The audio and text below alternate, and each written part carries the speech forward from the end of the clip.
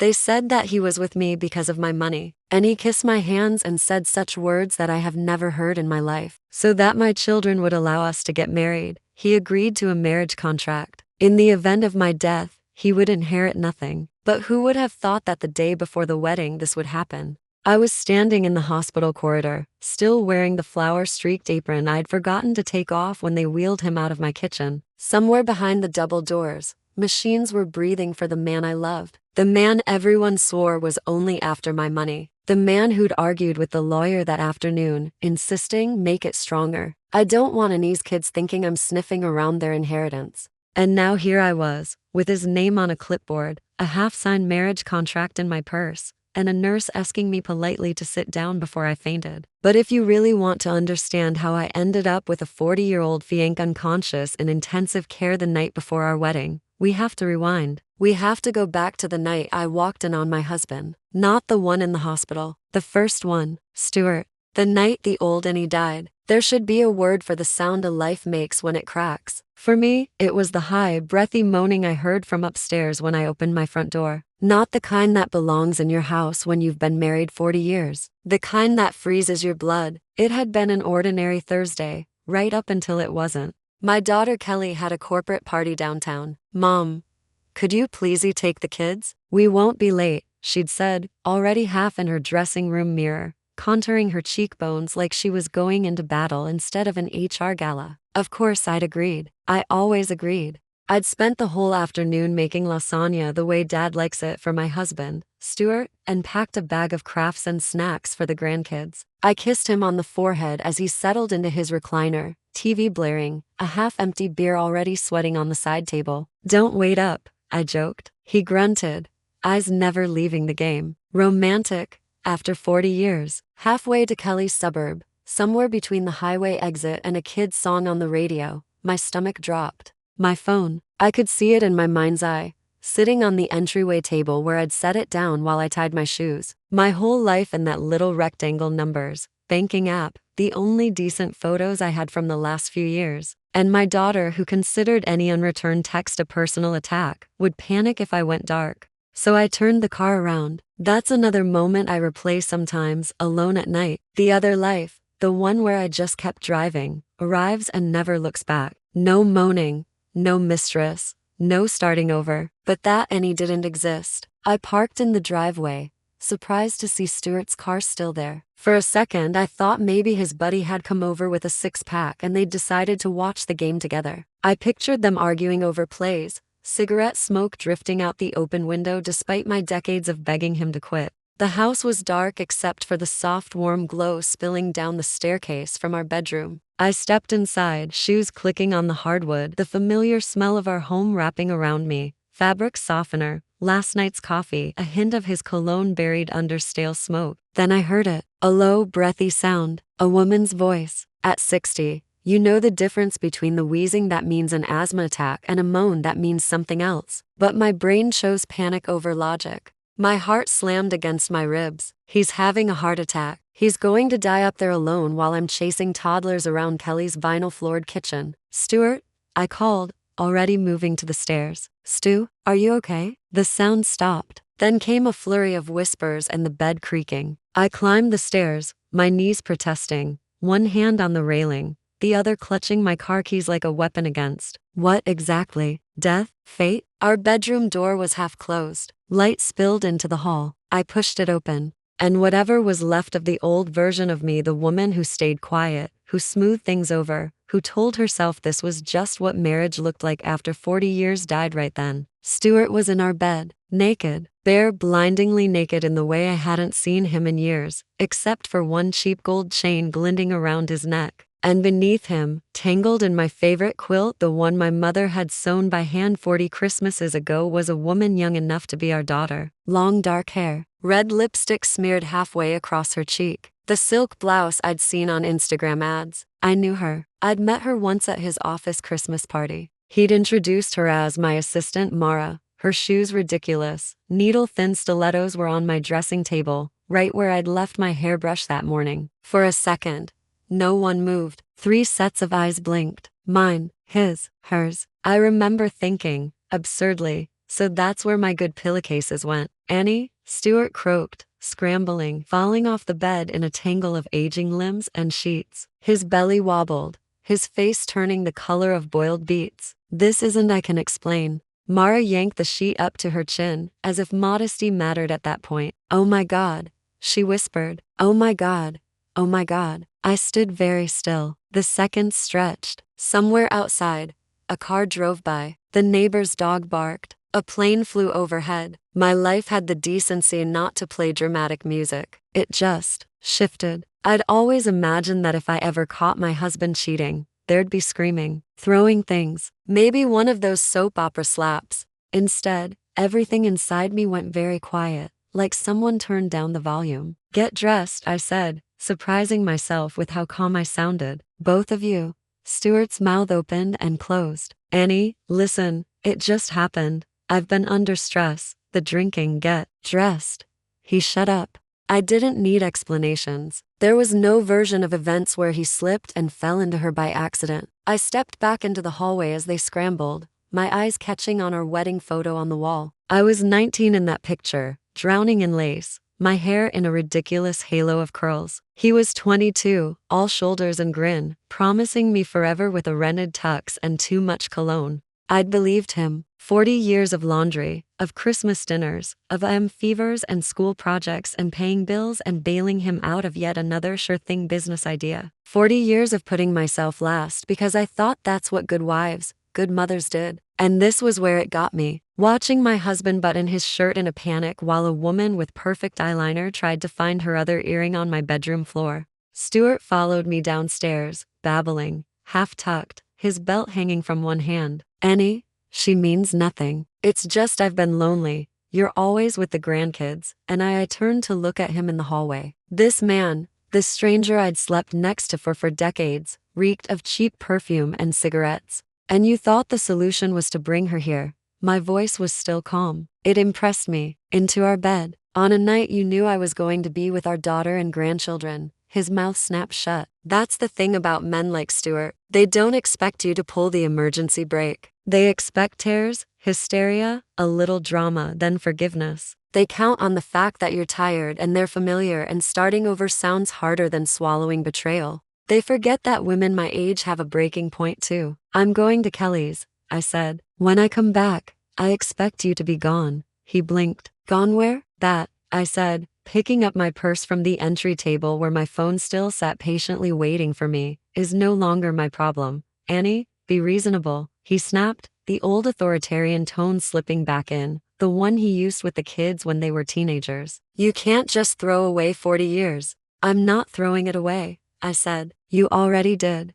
I picked up my keys. He grabbed my wrist. Reflex. Habit. I looked down at his fingers, then up at his face. You're hurting me, I said quietly. To his credit, he let go. To my credit, I walked out that door without looking back even once. Kelly's house smelled like vanilla candles and new money. She'd married well, as my sister liked to say. A husband in a suit with a job so important no one could explain it in less than 5 minutes. A 2-story new build with quartz countertops and a mortgage I didn't dare ask about. 2 perfectly dressed children whose outfits cost more than my weekly grocery bill.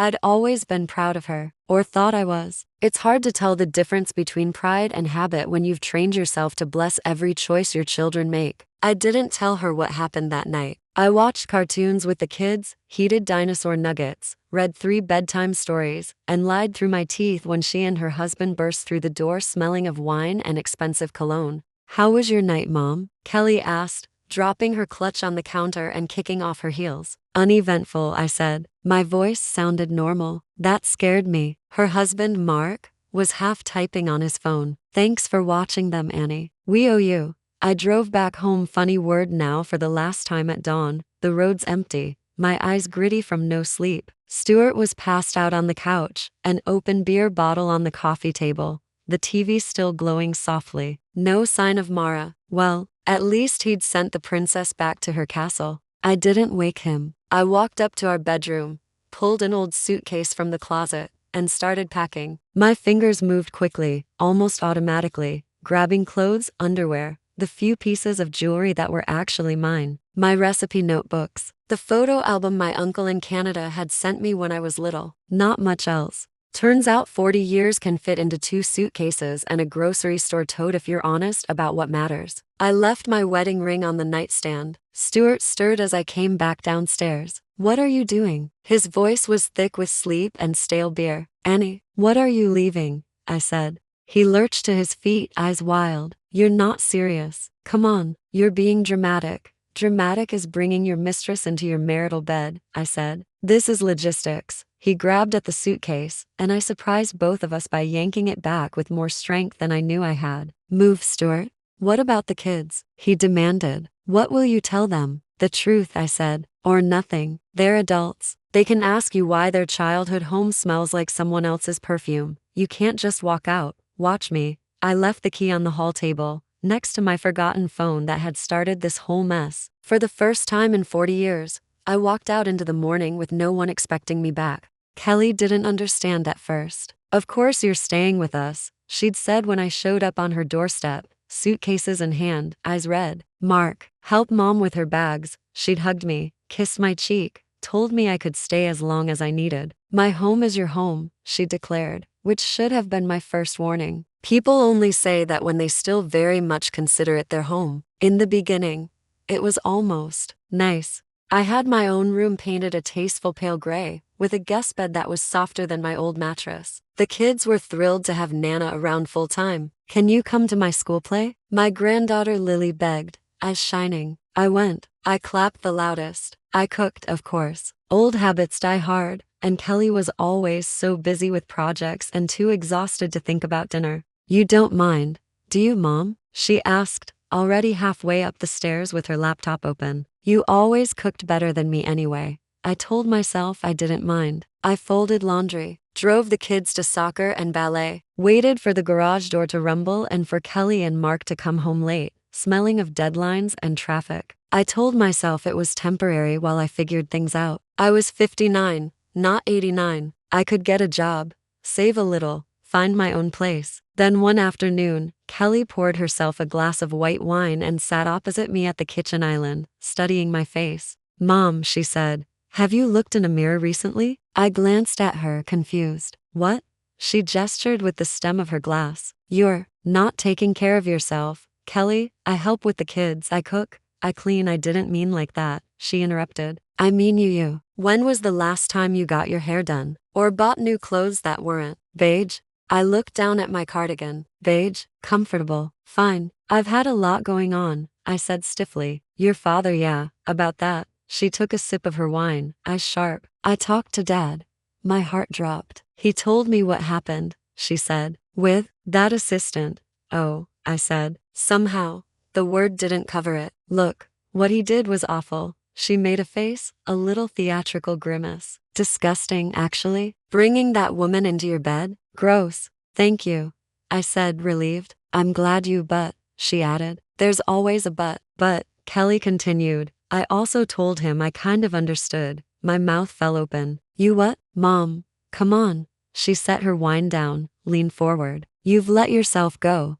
There it was. The sentence every woman over 50 hears at least once in her life, usually from another woman who thinks she's doing her a favor. "You always put everyone else first," Kelly went on, ticking points off on her fingers like she was in a boardroom. "You never go out. You live in sweatpants. You haven't worn makeup since I don't even know when. Dad says he tried to get you to travel with him, go out more, but you always had an excuse. The kids, the grandkids, money. You made everything about sacrifice." Anger flared in my chest, hot and immediate. "Excuse me?" I said. "Those excuses were raising you, keeping a roof over our heads while your father drank away half his paychecks, making sure there was food on the table." She rolled her eyes. I know. You worked so hard. I'm not minimizing that. I'm just saying, men are visual, Mom. When was the last time you went to a beautician or bought a dress that wasn't from the clearance rack?" "Kelly, I'm just being honest," she said, that smug, self-righteous tone slipping in. "Dad betrayed you because you paid little attention to yourself, to your appearance. You practically pushed him into another woman's arms."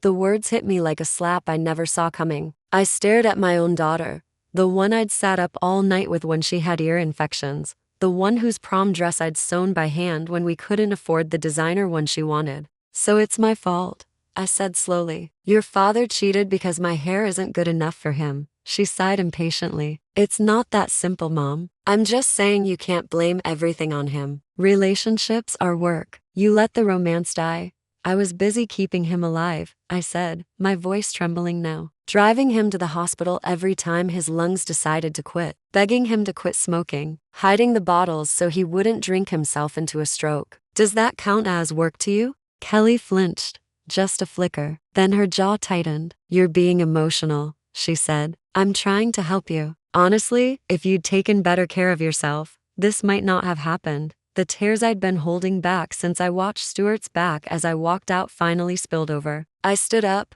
grabbed the dish towel, and pressed it to my face. Not because of my husband, because of my daughter. You know what, Kelly? I said, my voice muffled. I'm tired. She softened, misreading me. I know, Mom. It's been hard, but we can fix you up. New clothes, new hair, maybe even a little work done. Mark's friend has a dermatologist. No, I dropped the towel, meeting her eyes. I'm tired of being convenient. Her eyebrows shot up. What's that supposed to mean? It means I came here because I needed my daughter, I said. Not because I wanted a job as an unpaid nanny and housekeeper who also gets lectures about her split ends. Mom, don't be dramatic. There it is again, I said, laughing without humor. Anytime I feel something, I'm dramatic. When you were little and cried because your best friend moved away, I held you all night and didn't dare tell you to stop being dramatic. That's different, she snapped. No, I said. It's not. We stared at each other across the kitchen island, her in her tight blazer and perfectly done hair, me in my beige cardigan with tears drying unevenly on my cheeks. I'm going to find my own place, I said. Where?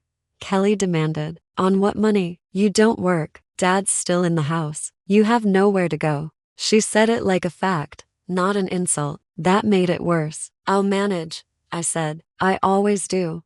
Mom, be reasonable, she huffed. The kids need you. We need you. I thought of Lily's face when I picked her up from school, of my grandson's arms around my waist when he hugged me goodnight. My heart ached, but I also thought of the way Kelly dropped her handbag on the counter and called, Mom, could you? Instead of, how are you? I love them, I said, and I love you, but I won't stay where I'm blamed for being betrayed. She threw up her hands. Fine, be the victim.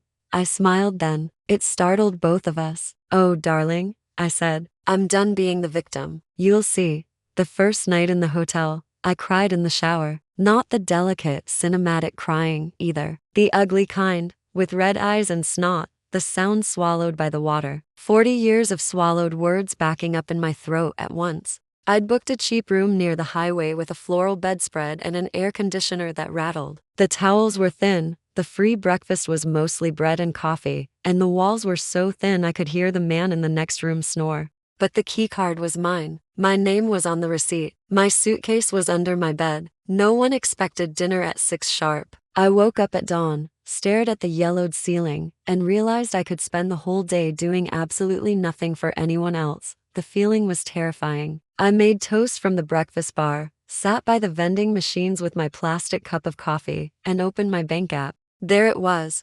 The deposit, $2 million and some change, transferred from an estate in Canada 6 months earlier. Uncle Robert, my mother's younger brother who'd left home at 18 and swore he was going to make it big overseas. We got Christmas postcards for a few years, Niagara Falls, Toronto skylines, and then nothing. Until the lawyer called and told me he'd died, leaving his entire estate to my niece Annie, who understood what it meant to start with nothing. $2 million.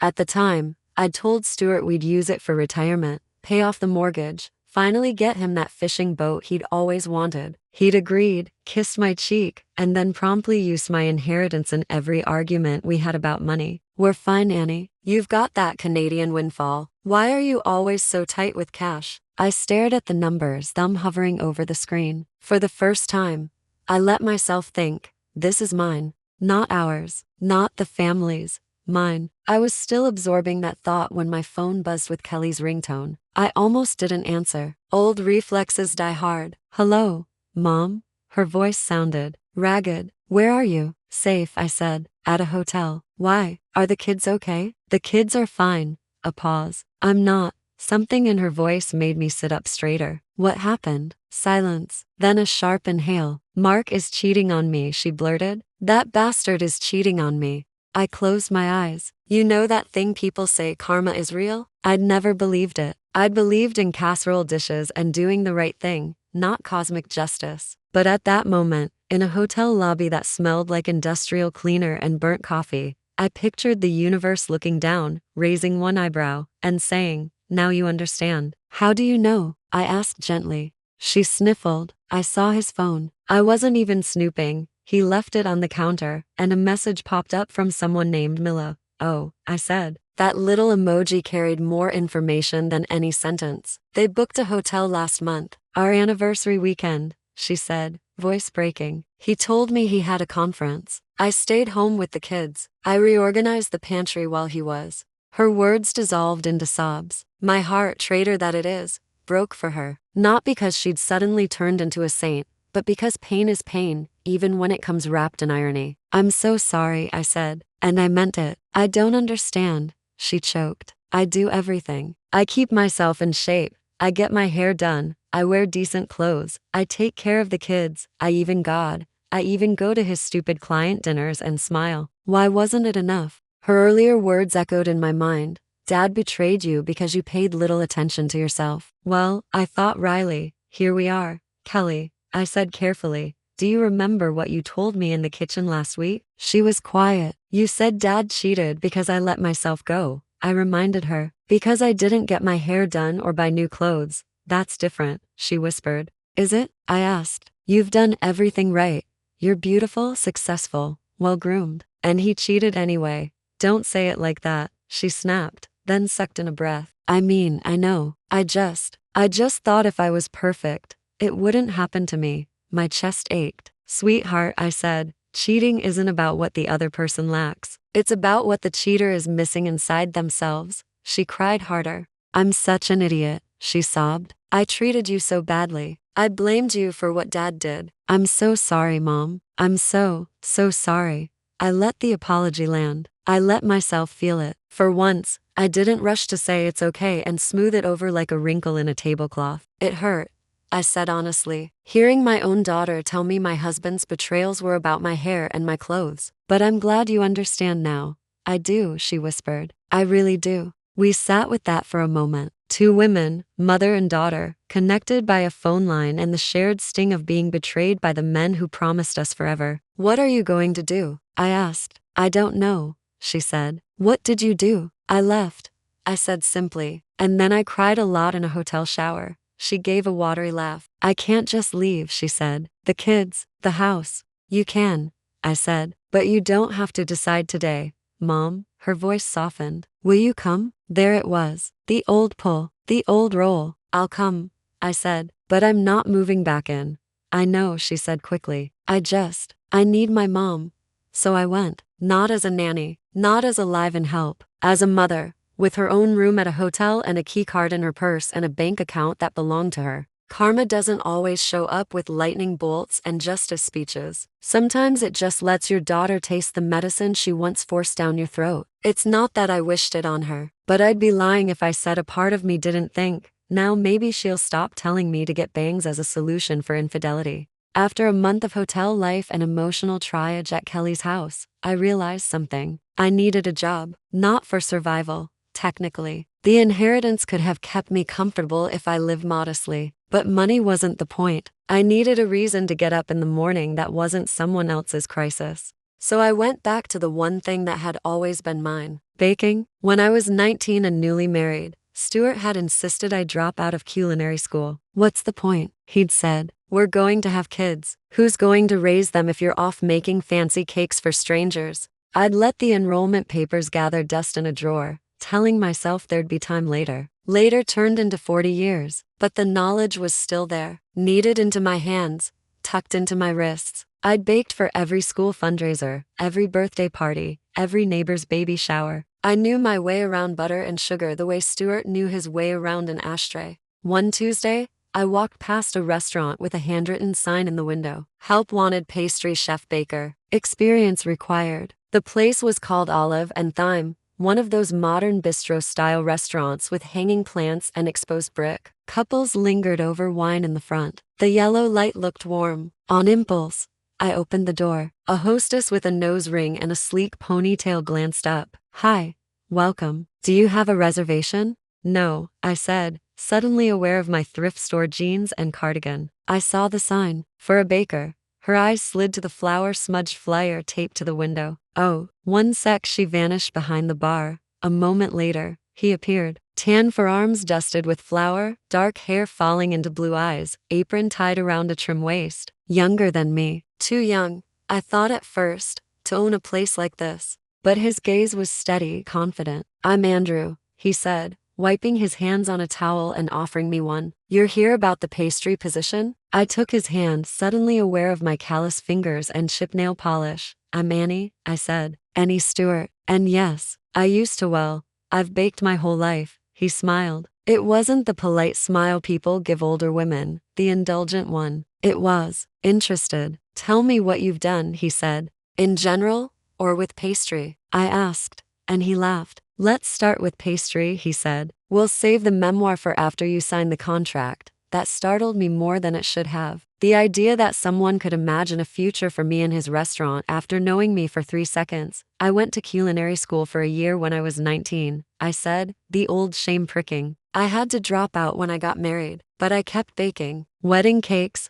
birthday cakes, catering for church events, mostly word of mouth." Andrew's eyebrows went up. "Wedding cakes?" "Yes," I said. 3-tiered fondant buttercream, sugar flowers. "I can show you pictures." I fumbled in my purse for my phone, fingers suddenly clumsy. I pulled up photos of cakes I'd made over the years, ones I'd almost deleted after Stuart and I split. I slid the phone across the bar. Andrew swiped, his expression hard to read. "Did you make all of these?" he asked. "Yes," I said, "by myself. No helpers." He whistled softly. "They're beautiful. The piping work alone." He looked up at me, really looked at me. "Can you start tomorrow?" he asked. My mouth fell open. "Don't you need references? A resume?" He shrugged. "Bring them when you come. Honestly, I care more about the cakes than the paperwork. And yours?" He turned the phone so I could see a photo of a 5-tiered confection with sugar roses cascading down the side. "These belong in a magazine, Annie."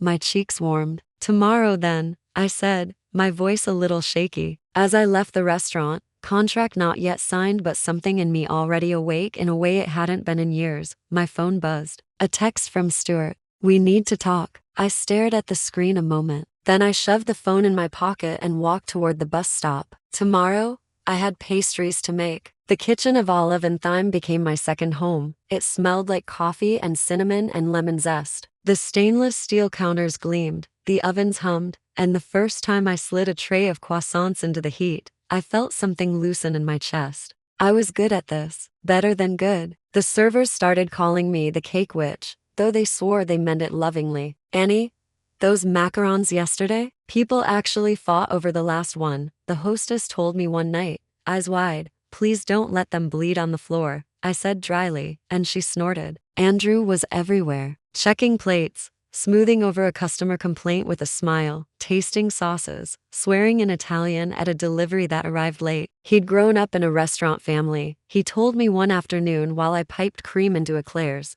"Washing dishes by age 9, he said. "My nonna worked me harder than any boss since." "How would she feel about these cannoli?" I asked, offering him one. He took a bite, closed his eyes, and actually groaned. "Marry me," he said, then choked when he realized what he'd said out loud. We laughed. It was a joke, obviously. I was 59. He was 40. We were co-workers. Friends, maybe. Except friends' hands didn't linger when they passed you the sugar jar. Friends didn't look at you like you were the most interesting thing in the room when you were rambling about lemon curd. And my heart, traitorous organ that it is, started doing little flips whenever he said my name. I ignored it. I had enough on my plate literally and figuratively. Stuart was texting more. "I'm sorry. I made a huge mistake. Come home." Mara left me. It meant nothing. "You know I love you. We've been together forever. The house is so empty without you. Please, Annie, don't throw this away." I answered once. "You threw it away when you chose her over us." He didn't like that. "I chose wrong. I get it. You've made your point. Come home." I stared at his messages during my breaks,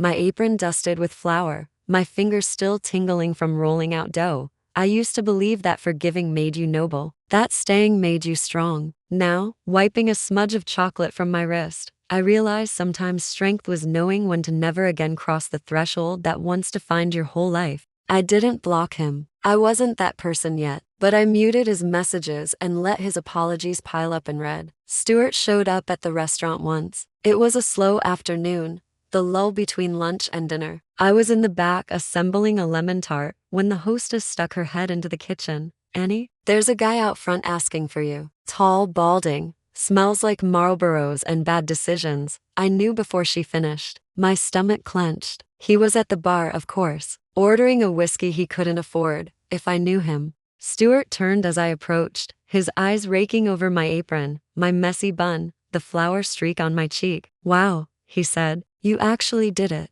"Did what?" I asked. "Got a job," he said. "You always talked about it, back when the kids were little. Never thought you'd actually pull the trigger at your age." "People need dessert at all ages," I said. "What do you want, Stuart?" He flinched at my tone. "You," he said. "Home, with me."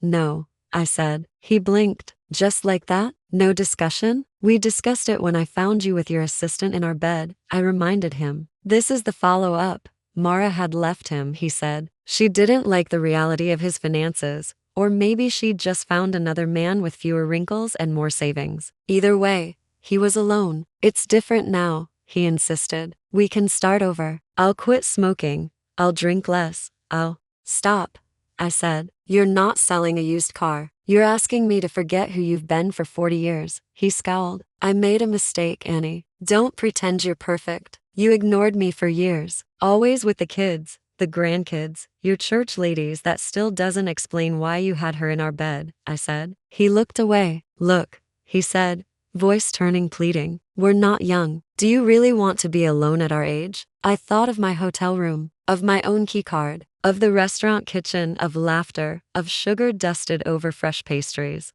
of Andrew, leaning against the counter watching me frost cupcakes, as soft. I smiled. "I'm not alone," I said. Stuart's eyes narrowed. "Who is he?" "No one you need to know," I said. "The point is, I'd rather be actually alone than with someone who thinks I'm an optional luxury." He slammed his glass down, rattling the ice. "You'll regret this," he snapped. "When that new guy realizes how old you are, when your charm wears off and you're just a tired woman with aching joints and grandchildren." "Maybe," I said, "but if that happens, at least I'll know I chose myself first." Andrew appeared then, as if summoned by a scriptwriter with good timing. "Everything okay here, Annie?" he asked, gaze flicking between Stuart's flushed face and my steady expression. "Fine," I said. "This is my ex-husband. He was just leaving." Stuart stiffened. "You can't call me that. We're not divorced. Yet," I said. Andrew extended a hand. "I'm Andrew," he said. "Owner." Stuart looked him up and down, taking in the younger man's easy stance,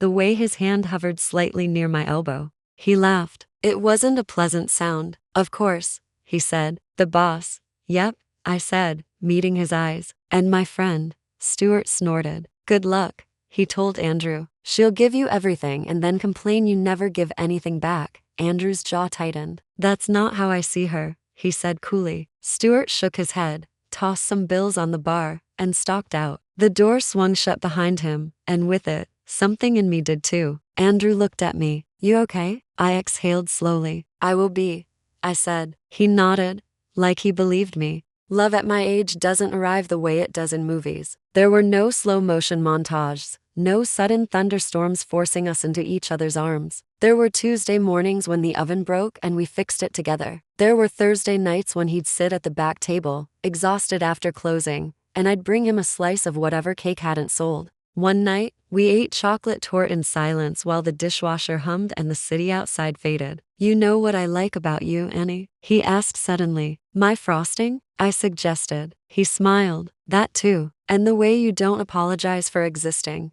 I blinked. "I do apologize. Constantly. I've been sorry this and sorry that my whole married life. Not here," he said. "Not with me. With me. You tell me when my recipes need more salt. You tell me when I'm being an idiot. You tell me to go home and sleep when I'm clearly about to pass out in the stockroom." "That's just because I need you alive to sign my paycheck," I said. He laughed, but his eyes were soft. The first time he asked me out, I thought he was joking. Dinner? He said as we locked up. Somewhere that isn't this kitchen. Somewhere you're not allowed to touch an oven. I'm 60, I reminded him. Nearly. And I'm 40, he said, not blind. I shook my head. Andrew, if you say no, he said lightly, I'll ask again tomorrow. I'm stubborn like that. He did. He asked 3 more times before I finally said yes. We went to a little Italian place on the other side of town where no one knew us, where he wasn't chef and I wasn't cake witch but just 2 people at a table sharing bread. He asked about my kids. I told him about Kelly and my son, Daniel, who lived in another state with his wife and rarely called except on holidays. He asked about Stuart. I told him the brief version. He didn't flinch. I'm glad you left, he said simply. I'm sorry you had to. He told me about his parents, immigrants who'd worked themselves ragged to open their first diner. His mom who mixed dough at dawn. His dad who died too young from a heart attack brought on by the stress of making ends meet. Sometimes I think I opened this place just to prove it can be done without killing yourself, he said. We shared dessert, of course. Tiramisu. It wasn't as good as mine, but I didn't say so. When he walked me to my car, he didn't try anything. No awkward lunges, no grabbing. He just took my hand, squeezed it, and said, I'm glad you said yes. So was I. Months passed. We became us. Kelly met him first. She came by the restaurant one afternoon, her eyes still shadowed but less raw. So this is the famous Andrew, she said, folding her arms as he came out of the kitchen. Apparently, he said, drying his hands. Nice to meet you, Kelly. I've heard a lot. Good things, I hope, she said, eyeing him. Mostly, he said. She did tell me about the time you cut your bangs right before prom. Mom, she groaned, glaring at me. You promised that story would die with us. We laughed. A real one this time. Later, as we drove home, she said quietly, he's nice. Yes, I said. How old is he again? 40, I said. She sucked her teeth. That's younger than Mark. Yes, I said again.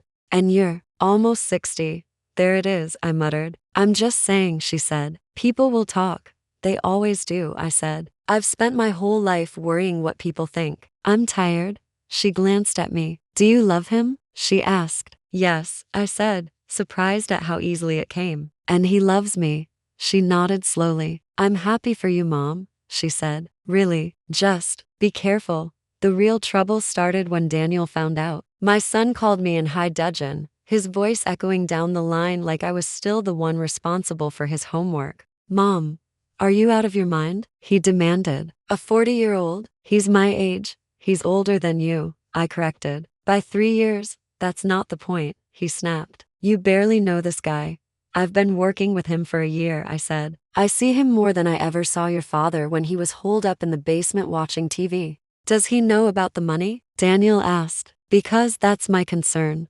There it was. Not my heart. My bank account. He knows I got an inheritance, I said. He doesn't know the amount. And he doesn't care. Everyone cares, Daniel said. $2 million is a lot of caring, Mom. I stiffened. I never told you the exact amount. Kelly did, he said. You know she can't keep her mouth shut. My fingers tightened on the phone. Well then, I said, you can both stop worrying. Andrew suggested a marriage contract. There was silence. A prenup? Daniel said eventually. Yes, I said. He says he doesn't want anything if I die before him. Everything goes to you and your sister. He suggested that? Daniel sounded skeptical. He insisted, I said. Wanted it in writing so you two wouldn't think he was a gold digger. He is a gold digger, Daniel muttered. He just knows good PR. Daniel, look, he said. I'm not saying don't be happy. I'm just saying, be smart. Men see an older woman with money and they think, easy life. I thought of Andrew up at dawn every day, rolling pasta, sweating over the grill, staying up late balancing accounts. Yes, I said dryly. He's clearly looking for an easy life. Daniel ignored my sarcasm. If you marry him, that affects us, he said. Your children, your grandchildren. I know, I said. That's why we're signing the contract. It's still weird, he muttered. You're almost 70, 59, I corrected. Same difference.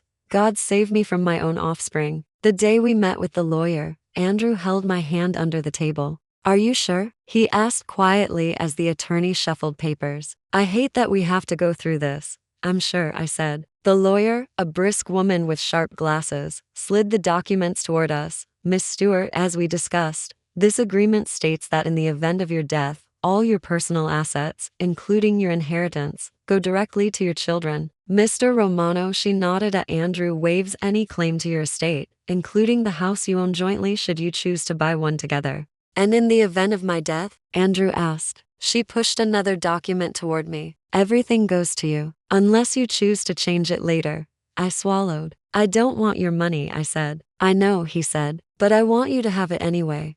Because that's the thing no one understood. He was wealthy in his own right. The restaurant was doing well. He had investments. He'd worked his way up from nothing, like my uncle, like my parents. He wasn't marrying up. He was marrying sideways. We signed. As we left the office, the late afternoon sun casting long shadows on the sidewalk, Andrew pulled me into an alleyways between buildings and kissed my hands. People will say I'm with you for the money, he said. They'll say I'm using you. Let them talk. He lifted my left hand, brushed his lips over my knuckles. I'm with you because you're the only person I've ever met who can make a croissant feel like an apology and a declaration of war at the same time, he said. Because you make this restaurant feel like home. Because when you look at me, I don't see pity or hero worship. I see partnership. Tears stung my eyes. No one's ever said anything like that to me, I admitted. They should have, he said. 40 years ago. He reached into his pocket and pulled out a ring. It wasn't flashy. A simple band with a modest diamond that caught the light. Annie Stewart, he said, voice suddenly unsteady. Will you marry me? I laughed, half crying. I thought we were already doing that, I said. This is the ceremonial part, he said. I'm traditional like that. Yes, I said. I will. He slid the ring onto my finger, and for a moment, the whole world narrowed to the warmth of his hands and the pounding of my heart. People did talk. Kelly, to her credit, kept most of her opinions to herself after the prenup was drafted. Daniel did not. You're still making a mistake, he said. What if he changes his mind about the contract? What if he pressures you to alter your will? What if you trust that your mother hasn't completely lost her mind? I snapped. He huffed. You always fall for sob stories. Whose? I asked. Yours. When you wanted help with your student loans? Or Kelly's, when she wanted us to refinance the house so she and Mark could buy their first place? He didn't like that. You're choosing him over us, he said, voice cold. No, I said. I'm choosing me. You two just happen to be in the blast radius of my independence. He hung up on me. I stared at the dark phone screen, the ring on my finger glinting in the kitchen light. Andrew came up behind me, wrapped his arms around my waist. Second thoughts? He murmured. Only about having children, I said. Too late to return them, I suppose. He kissed my neck. Unfortunately, yes. We set the wedding date for the end of summer. A small ceremony in the restaurant courtyard, string lights overhead, close friends and, if they decided to show up, family. They said he was with me because of my money, and he kissed my hands and said such words that I have never heard in my life, so that my children would allow us to get married. He agreed to a marriage contract. In the event of my death, he would inherit nothing. We'd done everything right,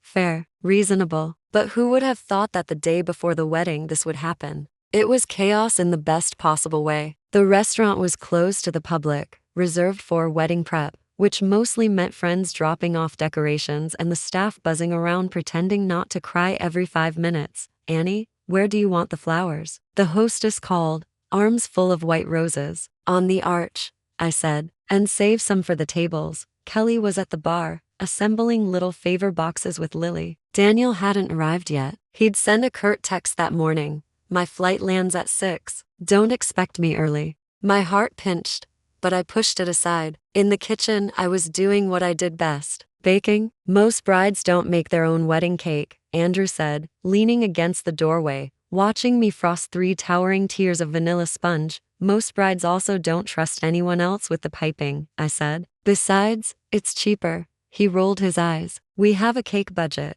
and we're under it, I said. He walked over, slipped his arms around my waist from behind. You know you're not a staff member today, right? He murmured. You're the bride. You're supposed to sip champagne and let other people fuss over you. I don't know how to do that, I said. Fussing over other people is my default setting. He turned me around gently, his hands warm on my hips. Well, he said, get used to being fussed over. Starting now, he kissed me, slow and sure, the kind of kiss that made the years drop away. A timer beeped. Your macarons are ready, he murmured against my lips. Life is about priorities, I said. And right now, my priority is not burning those. He laughed, and the sound wrapped around my heart like ribbon. The afternoon blurred into evening. At 6, Daniel arrived, shoulders stiff, jaw set. He hugged me awkwardly, shook Andrew's hand with a grip that bordered on rude, and spent most of the time glued to his phone. But he was there, for now. That was enough. By 8, most people had gone home to rest before the big day. The staff finished last-minute prep. Kelly dragged Lily out the door, promising to be back by 10 the next morning with hairspray and something borrowed. Andrew insisted on staying to do one last check in the kitchen. I'll just clean up the stations, he said. You go home, sleep. Tomorrow, you're marrying a man with terrible jokes and a good risotto. You'll need your strength. I'll help, I said automatically. He shook his head. Absolutely not. Bride privilege. Go. I hesitated. Are you sure? I asked. He smiled. I'm sure, Annie. I've been alone in kitchens my whole life. I can manage one night without supervision. I laughed, kissed him, and left. The last image I have of him in that kitchen is so ordinary it hurts. Standing at the stainless steel counter, sleeves rolled up, a tea towel over his shoulder, humming off-key to some song on the radio as he stacked clean pans. I went home to my small rented apartment, set my alarm, laid my dress simple, elegant, cream-colored over the back of a chair, and fell asleep with a smile on my face. I woke to my phone screaming at me. Not the alarm, Kelly's ringtone. I fumbled in the dark, heart pounding. Hello, Mom? Her voice was high, breathless. You need to get to the hospital, now. My blood ran cold. What happened? I demanded. The kids, it's Andrew, she said. He collapsed at the restaurant. They think it's a stroke. The room spun. I sat down hard on the edge of the bed, clutching the phone. What?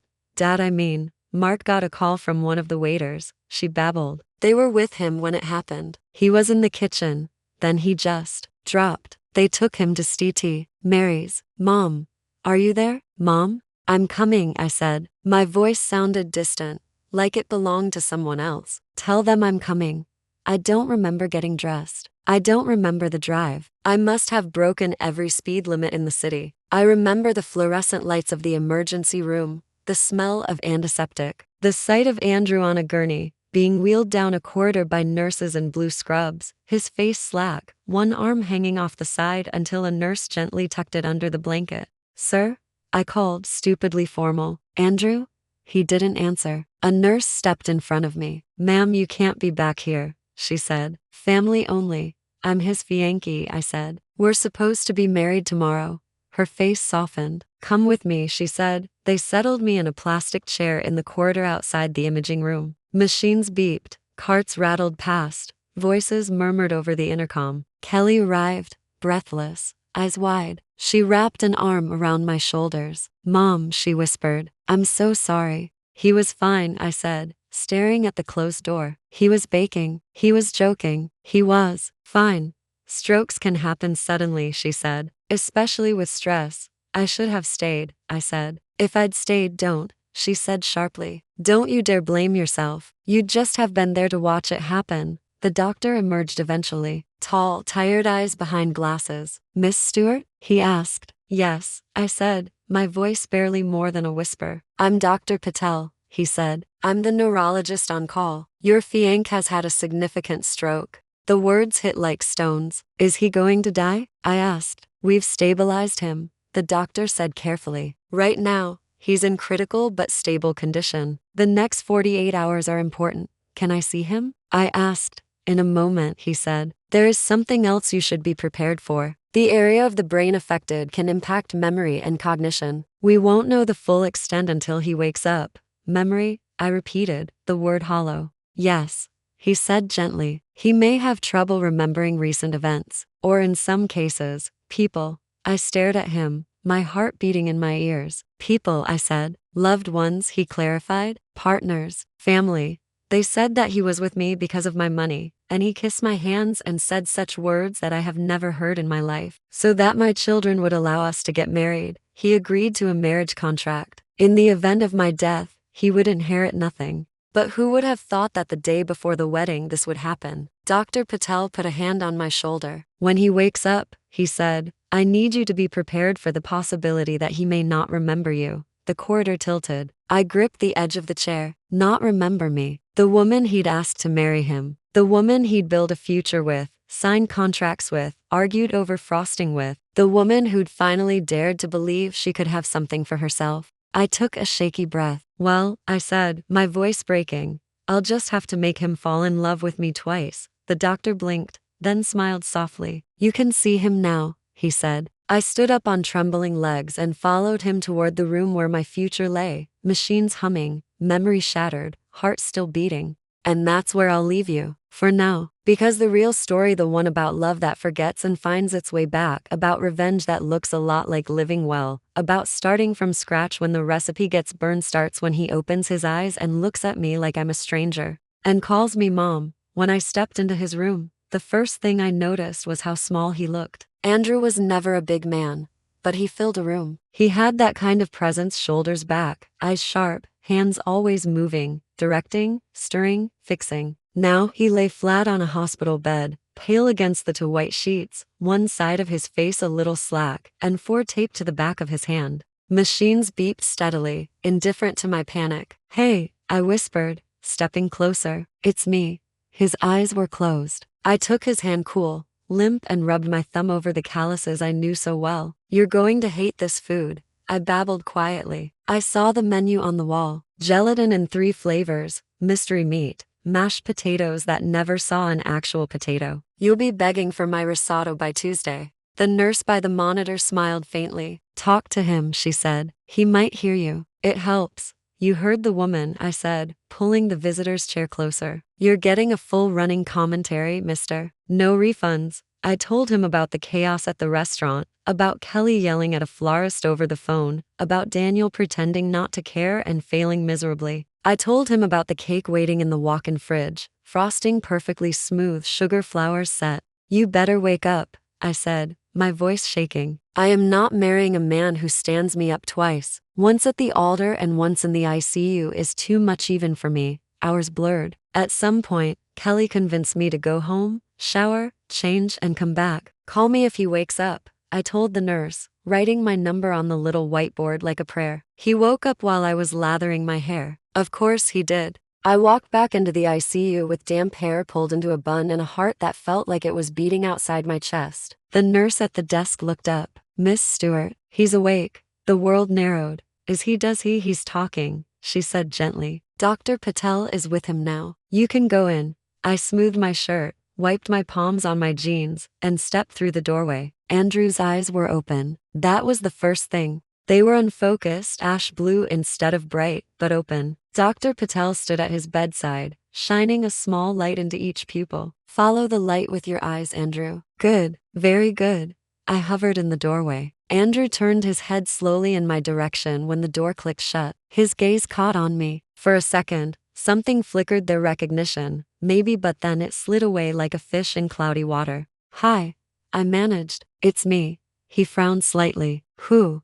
He asked. My hand tightened on the doorframe. Annie, I said. You're Fiancé. He blinked. Then he smiled, tentative, slightly lopsided. Mom, he said. For a moment, I thought I'd misheard. Sorry, my voice came out strangled. Mom, he repeated, with a little more confidence. You look different.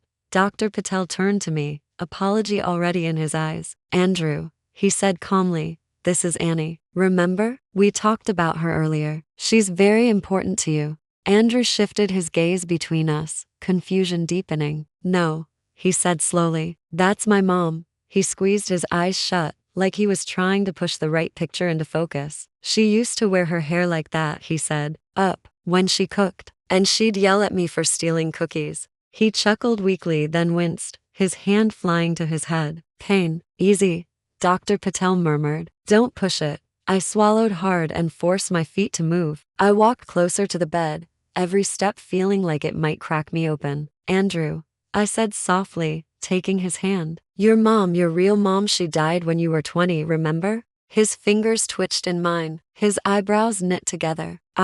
He grimaced. I don't know. His gaze roamed my face, searching for a familiarity that wouldn't land. You feel like her, he murmured eventually. Safe.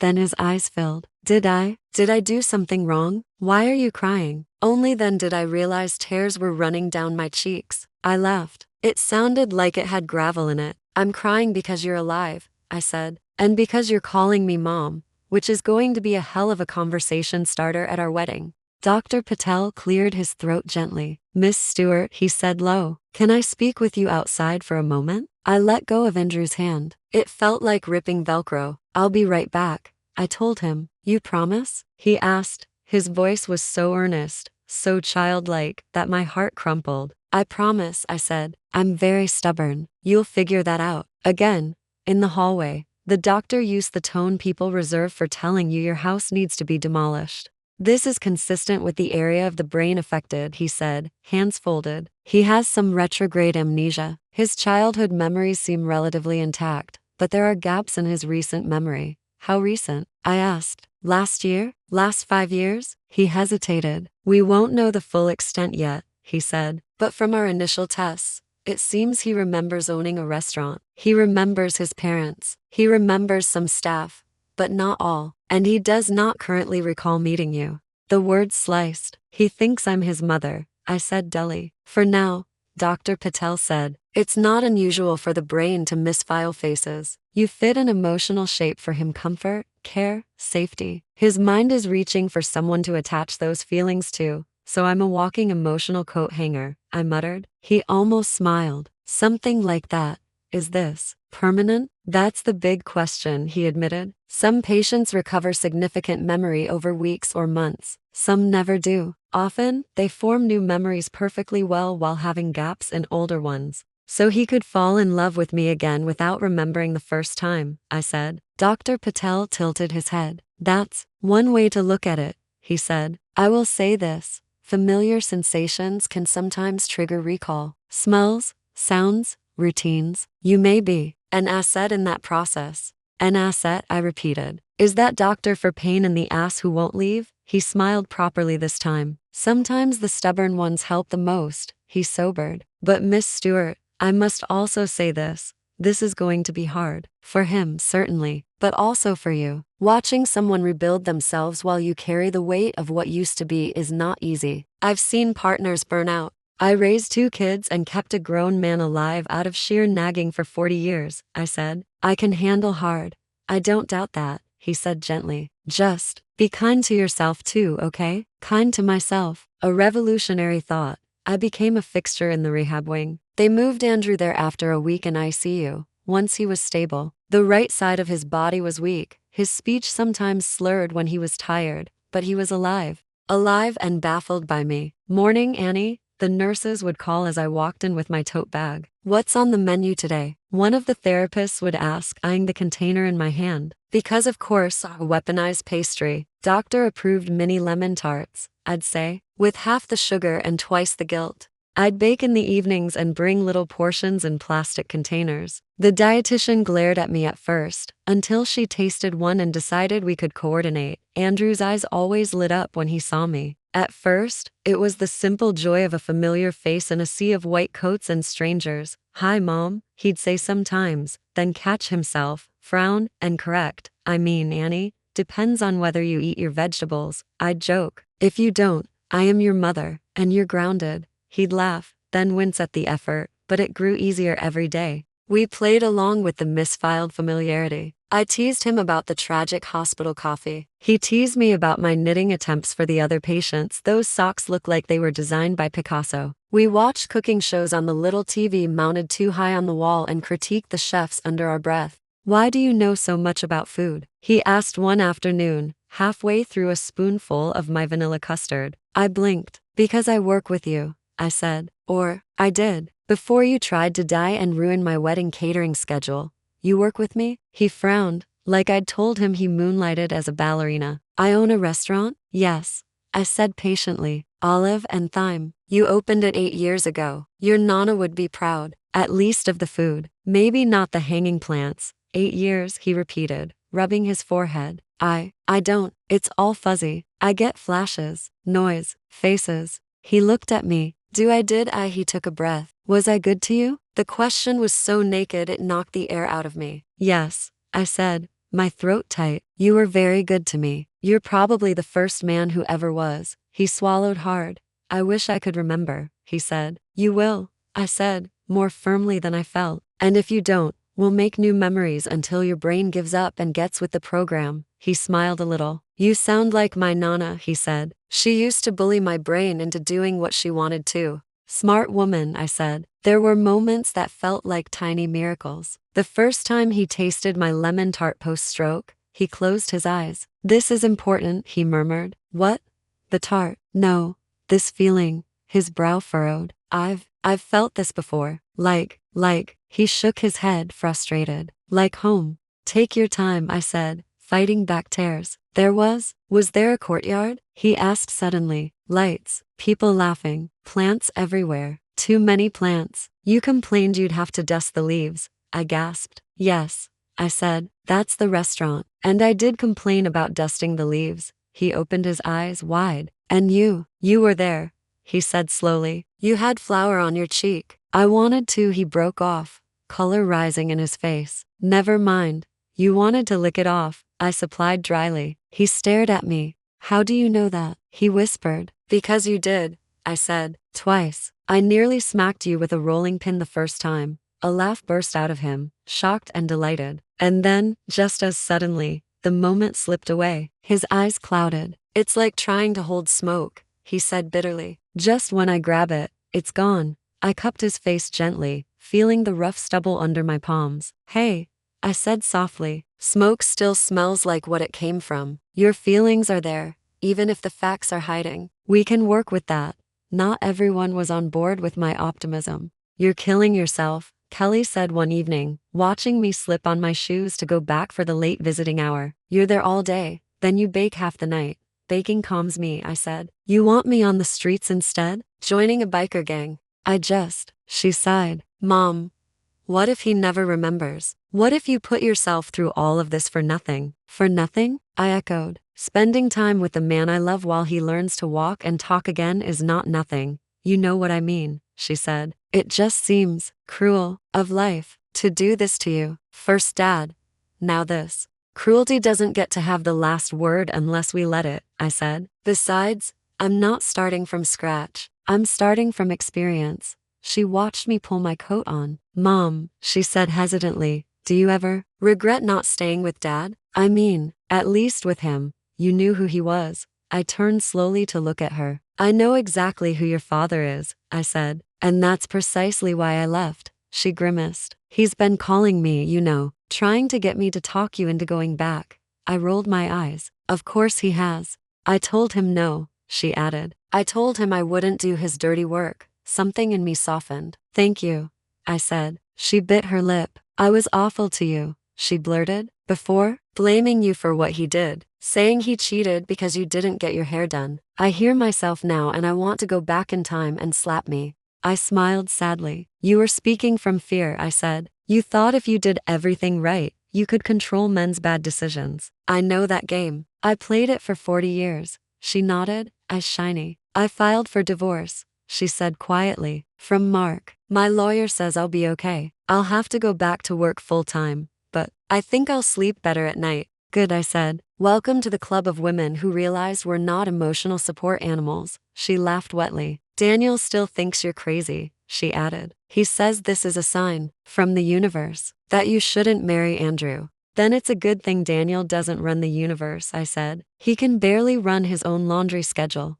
She smiled. Do you want me to come with you? She asked. Not tonight, I said. Tonight is just me, him, and a contraband chocolate mousse I fully intend to bribe the night nurse with. She shook her head, amused. I'm proud of you, Mom, she said suddenly. The words landed like a warm blanket. About time, I said lightly, even as my throat closed. Of course Stuart had to show up. Drama gravitates to ex-husbands the way FLIs do to old fruit. He appeared in the hospital corridor one afternoon, smelling like a mix of cigarettes and desperation. His hair was thinner, his belly softer, his eyes bloodshot. Kelly told me, he said, falling into step beside me as I left Andrew's room. About your situation. My situation is a person, I said. And you have 3 minutes before I ask security to escort you out. He held up his hands. Easy, easy, he said. I came to see how you were. I was worried. I barked out a laugh. You were worried about how your potential replacement is doing, I corrected. You don't get points for that.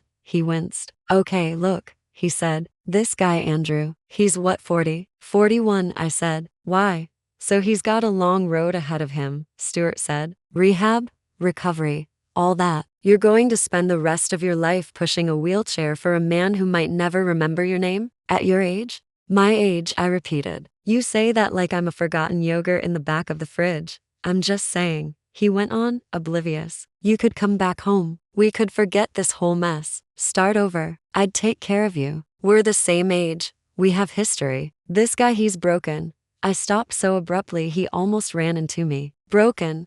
I said slowly. You mean like a man whose lungs are shot from cigarettes and whose liver is a war zone from drinking, but who refuses to listen to doctors? He flushed. That's different. I did that to myself. And Andrew didn't? I asked. He had a stroke. He was working, building something, living. Do you know how many nights I begged you to get a checkup? To stop smoking? To drink less? You ignored every warning sign. He didn't get that choice. Stuart scowled. Fine, he said. He's a saint. I'm the devil, we've covered that. I'm just trying to be practical here, Annie. You're not young. You think this is how you want to spend your so-called golden years? In hospitals? Wiping drool off a guy who thinks you're his mother. The cruelty of it stunned even me. I stared at him for a long moment. Then I smiled. It wasn't nice. You know what, Stuart? I said. Yes, I would rather wipe drool off a man who brings me joy and respects me, who tried to give me everything he could, even if his brain is currently doing a remodeling project, than spend one more minute picking up empty bottles and lipstick-stained shirts from our bedroom floor. He opened his mouth. I held up a hand. No, it's my turn, I said. You've had 40 years of talking. Sit on the bench and listen for once. He actually sat.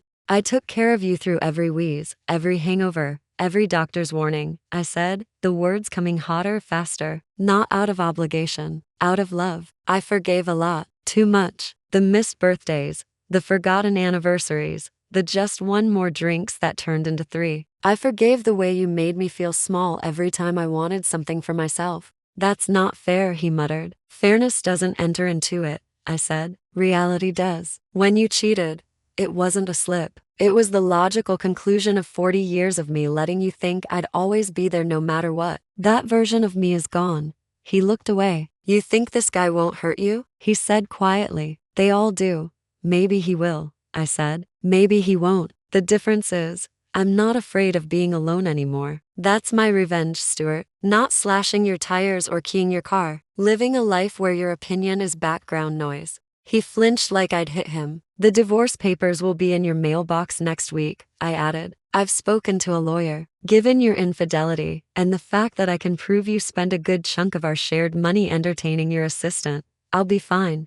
You talked to a lawyer? He said, outraged. About me? Yes, I said. About you. About alimony. About selling the house. About officially making you my ex-husband, not just the man who looks like a cautionary tale in my memories. He stood up, anger flushing his cheeks. You're being cruel, he snapped. Finally, I said. Equality. He stalked away, shoulders hunched. As I watched him go, I felt nothing. Not triumph, not sadness, just a clean, cool emptiness where the weight used to be. Real revenge, I realized, isn't about smashing someone else's windows. It's about opening your own. Weeks turned into months. Andrew moved from rehab to a small apartment near the restaurant, with railings in the bathroom and a physical therapist who made him swear into languages. He regained most of his speech. His right hand slowly remembered its grip. His walk turned from shuffling to steady. The stroke left its fingerprints. His arm shook sometimes when he was tired. Words got stuck on the way out, but he was there. He still didn't remember our beginning. But oh, did he remember me now? Annie? He'd say when I walked into the apartment with a bag of groceries. The way he said my name was different than at the hospital. Less question, more answer. We built a new story on top of the old, like a house on ancient foundations. He knew intellectually that we'd planned to get married. There were photos, contracts, an unsent wedding invitation stuffed in a drawer. He'd read our messages, months of texts full of recipes, jokes, I love yous he didn't recall typing, Reading these feels like reading someone else's mail, he confessed one afternoon, handing me his phone. I see my words, but I don't remember the conversations. How do they make you feel? I asked. He thought about it. Like I was happy, he said. Like I waited a long time for you. I swallowed. It took me 59 years to show up properly, I said. You were patient. He smiled crookedly. I still am, he said. He'd asked me not to pretend. Don't act like nothing's changed, he said early on. I don't want to fake my way through a life I don't remember. So we didn't. We talked about it. About the first time he'd kissed me. The night we'd argued about whether cardamom belonged in coffee. The way he'd looked at me across the kitchen when he thought I wasn't watching. You sound so in love, he said once, listening to me recount a story. With me. I said. I am. He looked at me for a long time. I'm falling in love with you now, he admitted quietly. Even if my brain insists on treating it like a rerun I can't place. Good, I said, my heart thudding. Practice makes perfect. My children watched all of this with varying degrees of discomfort and awe. Kelly came by the apartment often, bringing the kids under the pretense of checking on Andrew's progress, but really to sit at my tiny table and ask questions she'd never dared before. Do you ever feel guilty? She asked one day, watching Andrew do his exercises in the living room, a resistance band looped around the couch leg, starting a new life, without Dad. Sometimes, I admitted. Guilt is my second language. But then I remember guilt is how women are controlled. I feel it, thank it for its service, and move on. She snorted. I wish I'd learned that at 25, she said. Would have saved me some heartache. You learned it at 35, I said. Still earlier than I did. Daniel took longer to thaw. He visited once, stood awkwardly in the doorway, took in the grab bars and the walkers and the man his mother loved, and looked, afraid.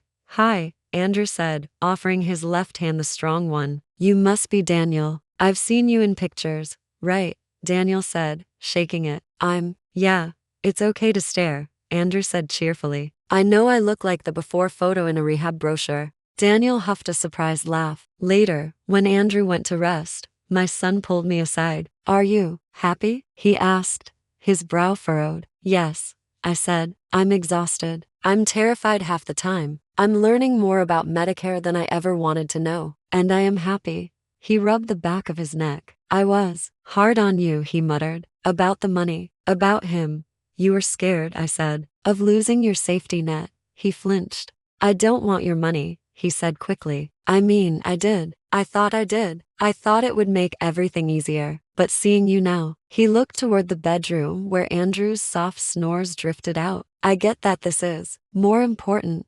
My eyes stung. I updated my will, I said casually. He blinked. You what? I still have the contract with Andrew, I said. He gets nothing automatically if I die first. But I wanted to make sure I'm not using my money as a leash on any of you. So I made some changes. Changes like, he prompted, wary. Like setting aside a chunk for causes I care about, I said. A scholarship for women over 40 who want to go back to school. A fund to help older women leave abusive or unhealthy relationships. Some for the restaurant staff, who are basically my second family. His eyes widened. And us? He asked. You and Kelly still get plenty, I said. Just not everything. I don't want my grave to be some kind of bank vault you sit beside waiting for interest. He looked stricken and impressed. That's your revenge, isn't it? He said slowly, not cutting us off, making us realize we don't own you. I smiled faintly. Smart boy, I said. Took you long enough. The first big crack in the wall of Andrew's amnesia happened on a Tuesday. Funny how life likes ordinary days for extraordinary things. We were in the restaurant after hours. He'd been coming in more, at first just to sit and watch, then gradually to chop vegetables, to taste sauces, to direct the younger cooks. The staff treated him like a returning king. Chef, remember the time you set the oven mitt on fire? One of them would say, and he'd look blank, then laugh anyway. Sounds like something I'd do, he'd reply. We decided to try something new that night. Let's recreate your favorite dish, I said. Before, maybe your muscles remember what your mind doesn't. Muscle memory, he mused. I like it. Any excuse to boss people around in the kitchen again. I handed him an apron, tied it around his waist, smoothing the fabric like a ritual. Okay, chef, I said. Where do we start? He stood in the middle of the kitchen for a moment, eyes closed, breathing in. Then slowly, he moved. to the pantry, to the fridge, to the spice rack. He grabbed ingredients almost without looking: arborio rice, onion, garlic, white wine, lemon, fresh thyme, parmesan. Risotto, he said, surprised. Your lemon thyme risotto, I said softly. You used to say it could heal emotional trauma. Did it? He asked, washing his hands. Not on its own, I said, but it didn't hurt. We found him a stable stance, a non-slip mat under his feet. I placed the pan on the stove, handed him a wooden spoon. He started slow. Chopping the onion took longer, the weakness in his right hand making the knife wobble, but his left compensated. The sizzle of garlic and oil filled the air. He added the rice, stirring, toasting, deglazing with wine. His movements were clumsy in places, but there was a rhythm underneath, a muscle-deep familiarity. Smell that? I asked. He closed his eyes, breathing in. Something shifted in his face. Wait, he whispered. This. He stirred. Faster now. You were here, he said, standing behind me, telling me I was going to burn it if I didn't stop flirting with the waitress and pay attention. I blinked. That did happen, yes. And you stole the first spoonful, he went on, eyes still shut. Burned your tongue, swore at me in 3 languages. I only know 2, I protested weakly. Well, you invented a 3rd, he said. A laugh broke out of him, then choked off. He grabbed the edge of the counter, knuckles white. Andrew? I said, stepping closer. Do you need to sit? He shook his head sharply. No, he said. I need to. His eyes flew open. They were full of tears. Annie, he said. My name came out like a revelation. You're Annie. I let out a watery laugh. I have been this whole time. No, I mean, he dropped the spoon, wiped his hands on his apron, and cupped my face in his left palm. You're my Annie. Heat flooded my chest. Say that again, I whispered, terrified to breathe. My Annie, he repeated, voice trembling. The one who called me an arrogant ass the first time I tried to comp her meal. The one who told me my creme brulee was overset. The one who, he broke off, a sob mixed with a laugh. Oh my God, the wedding, the cake, the stupid fairy lights that wouldn't stay up. I laughed, tears spilling. Yes, I said, those fairy lights nearly ended our relationship before it started. I remember, he whispered. Not all of it, not neatly, but I remember how it felt. Like my chest was too small for my heart every time you walked into the room. Stroke didn't fix your melodrama, I see, I said, voice shaking. He laughed, then pulled me into a hug so tight I felt his heartbeat slam against mine. Annie, he said against my hair. I'm so sorry it took my brain this long to get its act together. You just wanted to make a dramatic comeback, I said, clinging to him. You always did, like an entrance. We stood like that for a long time, the smell of lemon and thyme and toasted rice wrapping around us like the past and future shaking hands. When we finally pulled back, his eyes were clearer than I'd seen them since before the stroke. I don't remember every detail, he admitted. There are still gaps, but I remember enough. And more importantly, I remember what you mean to me. Here. He tapped his chest, then his temple. The rest can catch up. I cupped his face, tracing the faint droop that remained on one side. Do you remember what you said when you proposed? I asked. He winced. Not word for word. I remember your hands, and the ring, and you laughing at me. You said you wanted me to have a home that felt like a restaurant kitchen, I said. Busy, noisy, full of good smells and people who love us. He smiled slowly. Do you still? He asked. Yes, I said. More than ever. He swallowed. In that case, he said, reaching up to wipe a tear from my cheek with his thumb, I think we have a wedding to reschedule. People expected us to cancel. Between the stroke, the memory loss, the rehab, the family drama, the lawyers, the sheer exhaustion, we had every reason to quietly let the whole marriage thing fade into the background. Instead, we invited everyone back, not with engraved invitations this time, with group texts and phone calls and a handwritten sign taped to the restaurant window.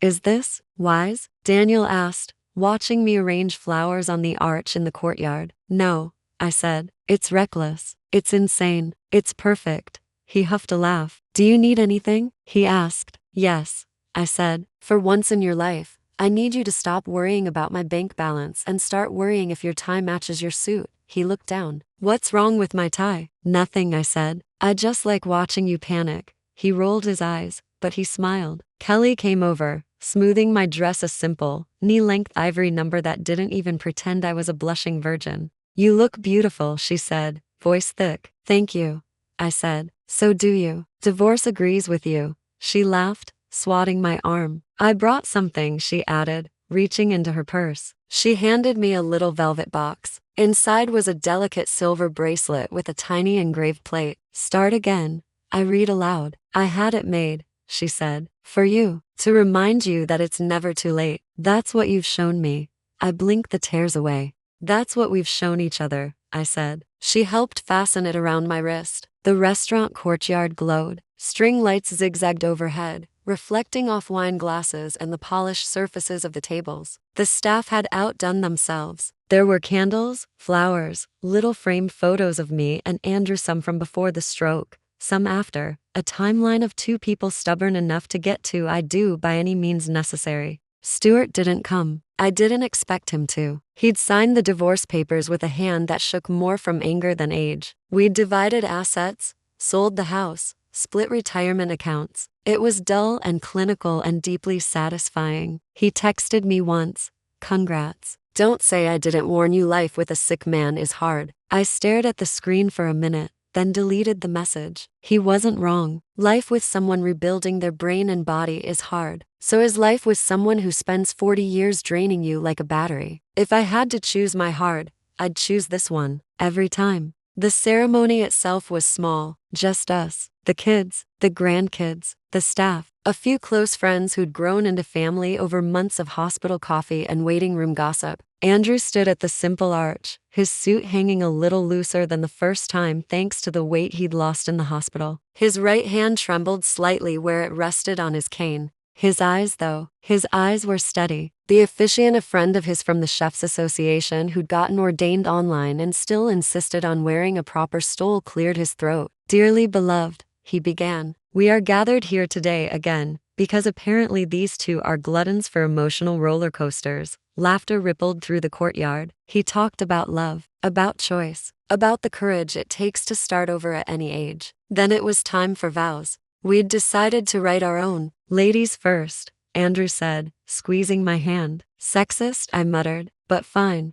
I took a breath, looked at him, at the lines at the corners of his eyes, at the faint scar near his temple, at the ring on his finger that matched the one he'd put on mine months ago in a different world. "Andrew," I said, my voice only shaking a little, "when I met you, I was freshly broken. I'd just walked out of a 40-year marriage that I thought was my forever, only to find out it was more like a very long lease with terrible terms." Laughter. Even he chuckled.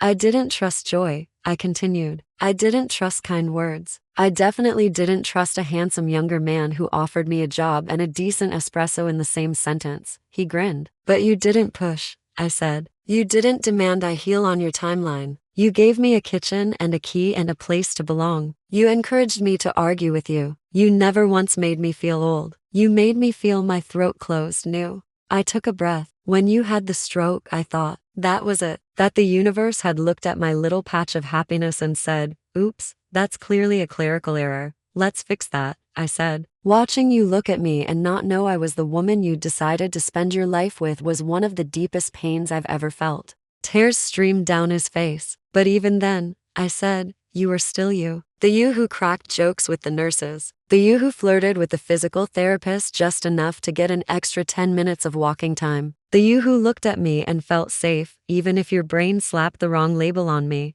"Sorry about that, Mom," he murmured, and everyone laughed. "My vow to you is this," I said. "Whether you remember every moment or none of them, whether your right hand works or not, whether we have 10 years or 10 minutes left, I will choose you. Not out of habit, not out of fear of being alone, not because it's easier than being with myself. I will choose you because with you, I finally chose me." I wiped my eyes. "And if the whole world says I'm foolish for loving a man who can forget my name," I added, lifting my chin, "then the whole world can get in line. I've been underestimated before. It's my favorite sport." Applause, laughter, sniffling. Andrew squeezed my hand so tightly I thought I'd have fingermark bruises. "Good. Proof." Then it was his turn. "I don't remember every date," he began, his voice rough. I don't remember every conversation. I wish I did. I wish I could stand here and quote back to you the exact moment I realized I was in love with you. But my brain is a bit like my prep station on a Saturday night. Messy as hell.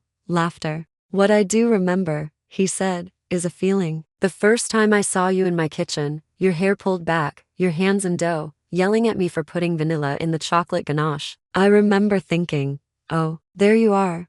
Like I'd been waiting for you without knowing it. He paused, eyes shimmering. When I woke up and didn't know you, he went on, I felt like the worst version of myself. Like I'd failed you in the most fundamental way. You stood by my bed, and I could see the hurt in your eyes and the love under it. And my brain said, she's home. And then it slapped a different label on you because trauma is a comedian with bad timing. Nervous chuckles. You had every reason to walk away, he said. You'd already done the unpaid nurse thing with someone who didn't deserve you. But you stayed. You fed me. You bullied me. You made me do my exercises. You snuck in real coffee. You told me stories about us until my heart caught up and my mind started filling in the blanks. He took a shaky breath. So here are my vows, Annie, he said. I vow to never again underestimate your strength. I vow to respect your no as much as your yes. I vow to show your children by example that loving someone doesn't mean owning them. I vow to never bring another woman into our bed unless she's a plumber here to fix a leak. Everyone roared.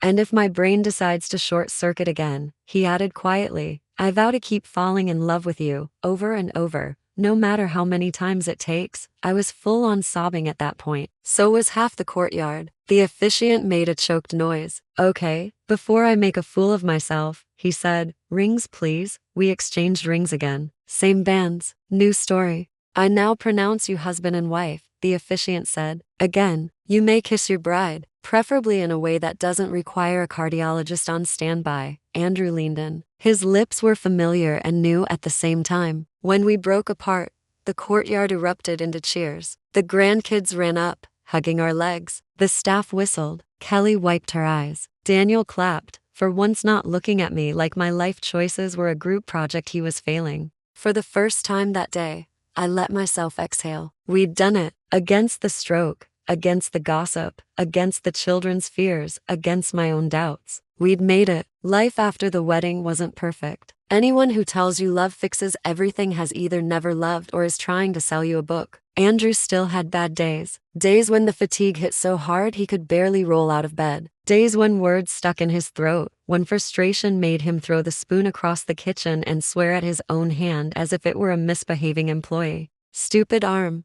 he growled once, glaring at his trembling fingers. Do the thing. I took the spoon gently from where it had clattered to the floor. Hey, I said softly. You told me once that you and your body were a team. Teams have bad games. Doesn't mean you fire the whole lineup, he huffed. Easy for you to say, he muttered. Your brain didn't try to sabotage your love life. Oh please, I said. My brain sabotaged my love life for decades before you showed up. It told me I didn't deserve more than bare minimum crumbs. At least yours has the decency to blame a blood clot. He snorted, unwilling but amused. We adjusted. We hired an extra line cook. He took more breaks. I took over more of the pastry menu, which secretly delighted me. The restaurant turned into a living illustration of what happens when two people refuse to give up on themselves or each other.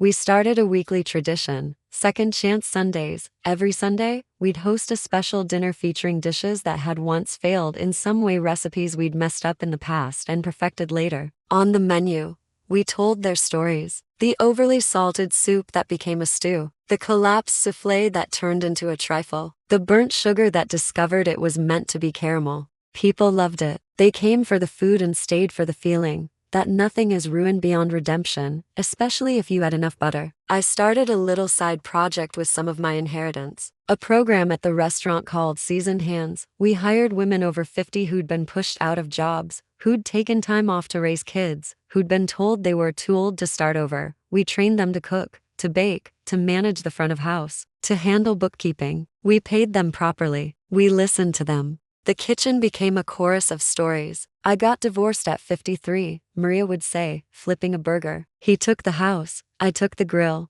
My kids said no one would hire me at my age. Linda would tell a customer pouring wine. So I hired myself. We hung a sign by the door, experience served here in the food and behind the counter. that was my revenge on every man who ever traded in a woman for a younger model. We didn't just survive, we thrived. Sometimes, late at night, after the last table was cleared and the dishwasher hummed in the background, Andrew and I would sit at the corner table with cups of chamomile tea and talk about the sliding doors of our lives. If you hadn't gone back for your phone, he said once, would you still be with Stuart? I thought about it. Yes, I said honestly. Or I'd still be in that house, at least, pretending not to know, dying slowly in beige cardigans. He shuddered theatrically. Not the beige. If you hadn't had the stroke, I countered, would you treat your life the same way you did before? He considered. No, he said. I think I'd still be running at full speed toward burnout. You know, I hate that this happened. I hate seeing the fear in your eyes every time I rub my temples. But I also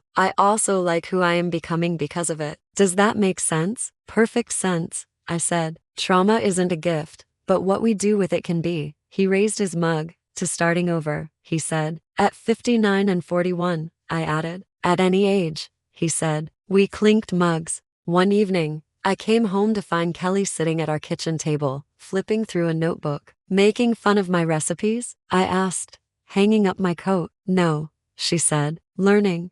She turned the notebook toward me. Nana's lemon tart, she read aloud. I want to learn how to make it. I blinked. Why? I asked, genuinely curious. She shrugged, looking a little shy in a way I hadn't seen since she was 12. Because I'm starting over too, she said. I have the kids half the time. On the nights they're with their dad, I want something that's just mine. Not scrolling on my phone, not cleaning. Something that feels like I'm building instead of patching. My throat tightened. Baking will ruin your nails, I warned, and your kitchen will never be the same. She smiled. I've spent my whole life trying to keep everything perfect, she said. Maybe a little flour on the floor is what I need. I pulled out a chair, sat down, and opened the notebook. First step, I said. Ignore every diet article you've ever read. The enemy is low-fat margarine. The friend is butter. She laughed, leaned in, pen ready. Teaching my daughter the recipe my uncle had mailed me from Canada 40 years ago. The one that had gotten me my first catering gig. The one that had triggered Andrew's memories. It felt like handing her a torch I'd been carrying alone for too long. We baked that night, her makeup free, hair in a messy bun, flour on her cheek. She looked a lot like me at 25. I hoped she'd be more like me at 60, unafraid to burn the old life to bake a better one. People like to talk about miracles like they're big dramatic events. Burning bushes, lottery wins, planes making impossible landings. But when I look back now, years later, I see miracles in the quieter things. The fact that I turned the car around that night and found the courage to walk out instead of walk in and pretend not to know. Miracle. The fact that my daughter, who once told me my husband cheated because I didn't dye my hair, now runs HR for seasoned hands and spends her days hiring women she used to call past their prime. Miracle. The fact that my son, who once measured my choices in dollars, now measures his own success in how kind he can be to people who can't offer him anything in return. Miracle. The fact that I walked into a random restaurant with a help wanted sign and walked out with a job, a future, and eventually a husband whose brain took a detour but whose heart stayed on course. Miracle. The fact that when that husband woke up, looked at my face, and didn't know my name, something inside him still recognized me as home. Miracle. The fact that his memory came back enough for us to laugh about it later, sitting on the couch, his head in my lap, his fingers tracing patterns on my knee. You know, he said once, eyes closed. For a while there, I thought I had a really hot mom. Technically, you still do, I said. You just married her. He snorted. You going to keep making that joke forever? He asked. Yes, I said serenely. It's my revenge for you forgetting who I am. He opened one eye, looked up at me. I never forgot who you are, he said softly. Just the data file. The feeling file stayed intact. I ran my fingers through his hair, now threaded with more gray than when we met. Good, I said. Feelings are harder to fake. They said that he was with me because of my money. They still do sometimes. I hear the whispers when new customers find out the owner is married to a woman nearly 20 years his senior. She must be loaded, someone murmured once near the bar. Why else would he? He came up behind me, slid an arm around my waist. Because she makes a killer lemon tart, he said loudly, making the culprit jump. And because she terrifies me in all the right ways. I laughed. We didn't change the prenup. In the event of my death, he still inherits nothing automatically. But I changed my will again. He doesn't know the details. He doesn't want to. I want to know your heart is taken care of, he said. Not your bank account. That's the thing about starting from scratch. People think it means you have nothing. They forget you still have everything you learned the first time around. At 62, I have laugh lines from real laughter, not polite smiles. I have scars from stretch marks and broken hearts and one emergency C-section. I have flour permanently embedded in the lines of my hands. I also have a man who knows what it is to lose everything and choose joy anyway. I have children who finally see me as a person, not just a vending machine for emotional labor and casserole. I have a restaurant full of women whose stories could fill 10 novels and a pantry full of ingredients that can be turned into redemption with enough time and heat. I have myself. That, in the end, is the greatest revenge on every betrayal life handed me. Not that I remarried, not that I built something new, but that I refused to disappear. That I took the narrative they wrote for me, self-sacrificing wife, aging mother, convenient nanny, and scribbled all over it in permanent marker. They said that he was with me because of my money. Let them. I know the truth. He is with me because even when his brain erased me, his heart still reached for me in the dark. And I am with him because finally I chose a love that would fight its way back to me, even if it had to start from scratch, twice. And if the whole world is against us, well, the whole world has clearly never tasted my lemon tart.